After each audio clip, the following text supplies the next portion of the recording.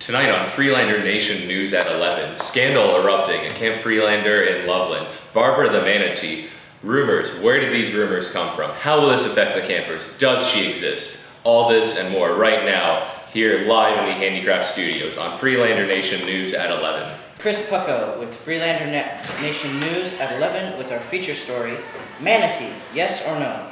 Here to prove Freelander's beloved sea cow is our camp director, Chuck Bredenforder. I'm glad to be here with you at this hour, Chris. Thank you. One of the first questions that we'd like to ask you about this very recent and very needed to be answered story is, what is your full name? My name is Chuck Bredenforder. Charles Edward Bredenforder the first. How about that? It's a very lovely name. Yes. To cut straight to the point, have you ever seen a manatee in the lake? Or has any proof that Barbara exists washed up onto the shores of the lakes? Yes, I have seen Barbara on several occasions. I mean, she is a shy sea cow. So every once in a while you might see a dorsal fin. You might see her just poke her head out, just displace some water. And there's very subtle evidence that Barbara exists. Now, normal manatees would have to surface every 16 minutes to breathe.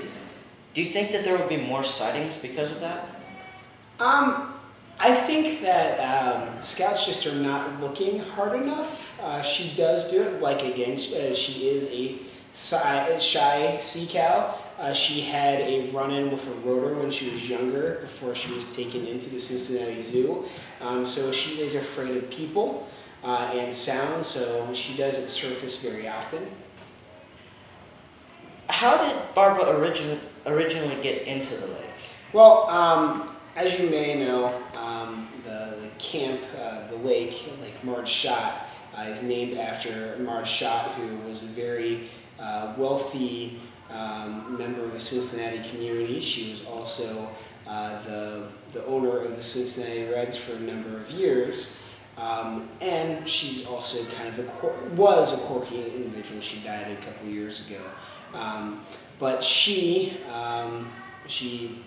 worked out a deal with the Cincinnati Zoo because she thought it would be fun to have a manatee in the lake every summer. So Barbara Manatee, she's actually the second manatee because the one previously died or got too old to be in her lake during the summer.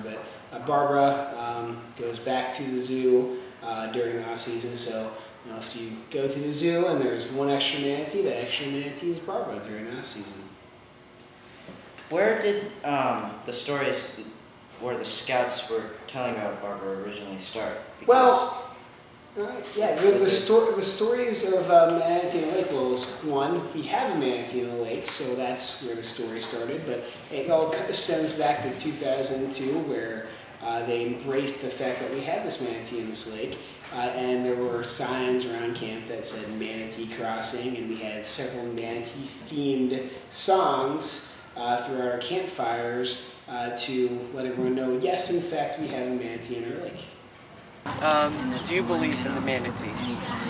No. Why? Because it's very illogical that a manatee would somehow find its way into a lake. Do you believe in the manatee? Yes, I do. Explain. I believe in the manatee because, even though some people don't believe in it, I believe in it because I love Camp Freelander. Anything here that people need to do, I go against it. You all say, where'd you get my ball? Here to prove Freelander's beloved sea cow is our handicraft director, Jesse something. Jesse. Oh, it's great to be here. Before we start with this, what is your full name? Jesse Allen something. Just to start us off with the questions, do you believe that Barbara exists in the lake? Well, I do believe. Do you own a shirt that says so? I do not. So, have you seen Barbara in order to believe her that she exists? Well, seeing is believing. So you have. I don't know.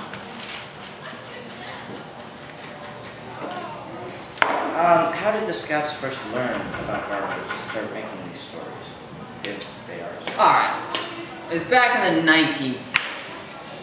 Cincinnati Zoo. It was running out of space. So they came to a local scout camp and they dumped off a few of their animals. Most were captured and shot.